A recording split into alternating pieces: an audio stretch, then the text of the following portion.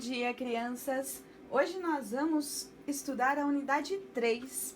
Estou com saudade da aula pessoalmente para vocês. Na unidade 3 nós vamos falar um pouquinho de algumas matérias e suas propriedades, mudanças de estado físico e o que caracteriza cada estado físico da matéria e um pouquinho do ciclo da água.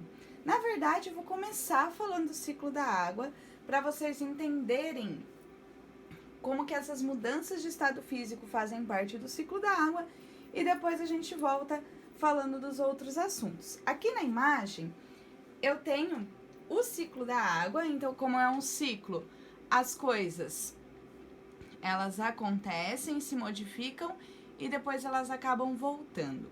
O que tem nesse ciclo é um oceano.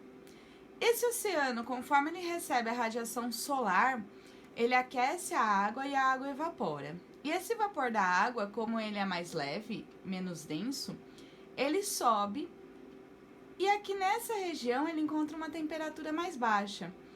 E aí ele começa a formar gotículas de água, gotículas líquidas. Essas gotículas líquidas, elas vão acumulando nas nuvens. Aqui é uma característica muito importante porque o estado gasoso, ele é invisível, mas nós conseguimos ver as nuvens justamente por causa dessas gotículas líquidas. E quando isso daqui fica muito mais denso que o ar, ou seja, muito mais pesado, isso daqui cai na forma de chuva. E ele volta para os solos, ele infiltra no lençol freático, ele chega novamente nos oceanos. Esse ciclo, ele também tem participação dos seres vivos. Então, aqui, ó, tem um bichinho representando os animais. Os animais, eles liberam água através da urina e das fezes, eles transpiram e eles respiram. E tudo isso libera água no ciclo. Mas eles também captam a água na forma de ingestão. Eles podem beber água, eles podem comer um alimento que contém água. As plantas também liberam água através da transpiração e respiração, e elas também absorvem água através das raízes, e elas vão utilizar essa água, por exemplo, para fazer a fotossíntese. Bom, crianças, esse é o ciclo da água. Agora nós vamos estudar as características de alguns materiais, suas propriedades, os estados físicos e as mudanças de estados físicos.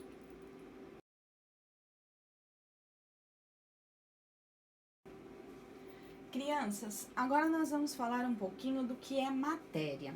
Matéria é tudo que ocupa lugar no espaço e possui massa. Você, por exemplo, é matéria. Se você subir na balança, você tem massa e onde você estiver, você está ocupando lugar no espaço. Nós temos aqui essa imagem que representa, a primeira imagem representa uma pepita de ouro. A pepita de ouro é uma matéria. Se eu pegar dessa pepita de ouro somente a parte que eu vou utilizar, que vai ter alguma utilidade, mas que é uma porção limitada dessa matéria, eu tenho a barra de ouro, que é essa segunda imagem aqui. E se eu der uma utilidade, ou formar ela com alguma coisa que eu possa usar no meu dia a dia, eu tenho um objeto, que é, por exemplo, o anel de ouro.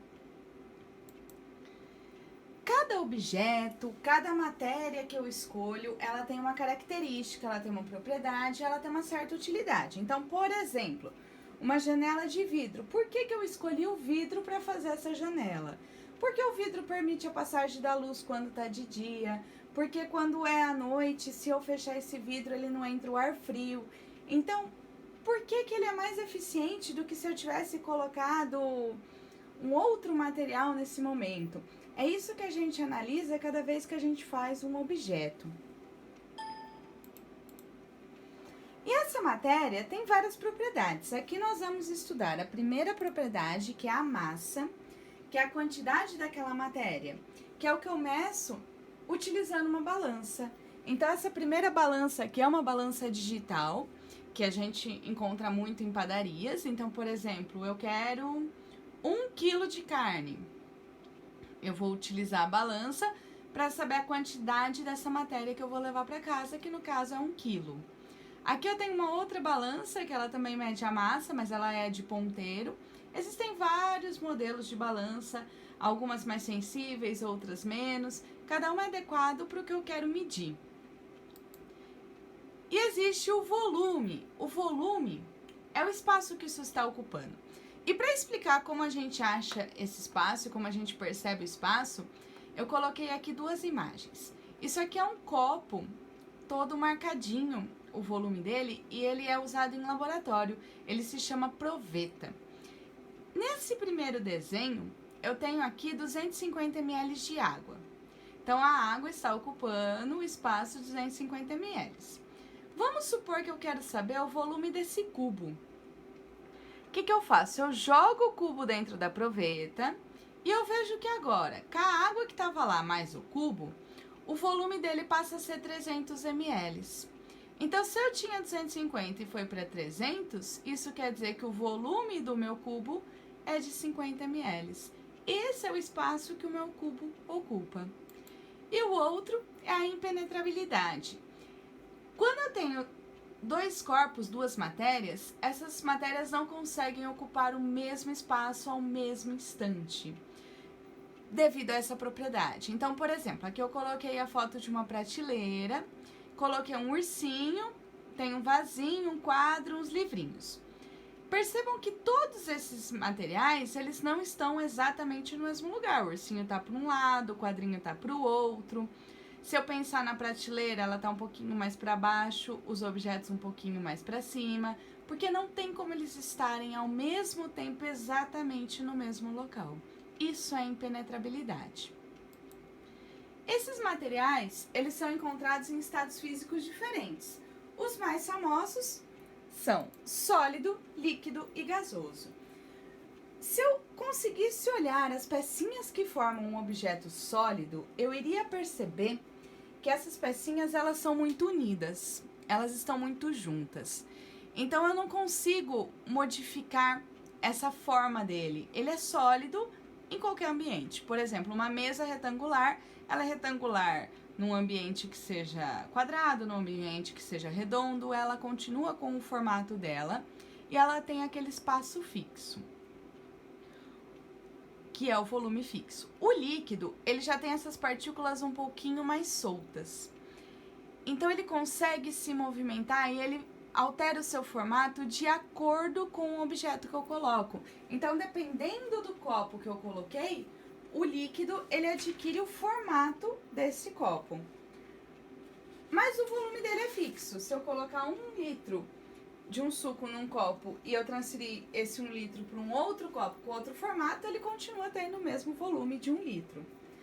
O gasoso já são partículas bem mais espaçadas. Então, eu não tenho nem o formato e nem o volume fixo. Ele se adequa ao ambiente que ele está.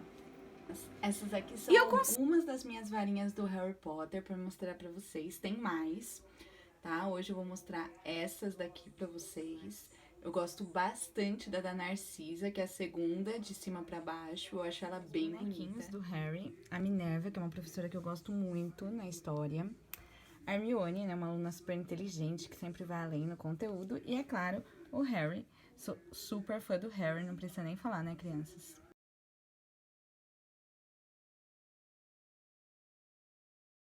Consigo mudar essas substâncias de estado físico. Como? Alterando a temperatura. Aqui eu tenho um esquema, o S é S de sólido, o L é L de líquido e o G é G de gasoso. Sempre que eu aumentar a minha temperatura, ele vai nessa direção. E quando eu diminuo a temperatura, ele faz a direção contrária. Quando eu tenho um sólido e eu passo ele para o líquido, eu digo que ocorreu a fusão. Quando eu tenho um líquido e passo para o gasoso, eu digo que ocorreu a vaporização. Do gasoso para o líquido chama-se condensação e do líquido para o sólido chama-se solidificação. Em alguns casos especiais, eu consigo, do sólido, modificar direto para o gasoso, sem passar pelo estágio líquido. Aí isso se chama sublimação. E quando é do gasoso direto para o sólido, ressublimação. Aqui eu quero chamar a atenção de vocês para a vaporização, que é quando vai do líquido para o gasoso. Eu tenho, na verdade, 3 formas de vaporização. Quando eu coloco uma roupa no varal, essa roupa ela vai aquecer devagar, é um aquecimento natural, e a água lentamente vai se transformando do líquido para o gasoso. Isso se chama-se evaporação.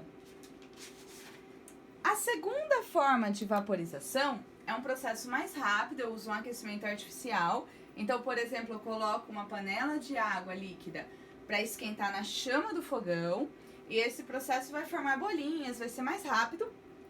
Esse processo recebe o nome de ebulição. Quando eu coloco uma superfície extremamente quente, por exemplo, uma frigideira ou uma chapa de lanchonete que faz lanche, eu coloco a gota de água lá e ela na hora ela se transforma em gasoso, ela faz tss, é um processo muito rápido, recebe o nome de calefação.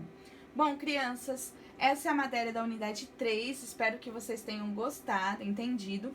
Se vocês quiserem uma dica para testar mudanças de estados físicos aí na quarentena, você pode tentar fazer na sua casa aquele sorvete de saquinho, que você faz o suco, ele tá no estado líquido, e você coloca ele no freezer, e aí ele vai se transformar numa substância sólida, que é o que a gente chama de geladinho.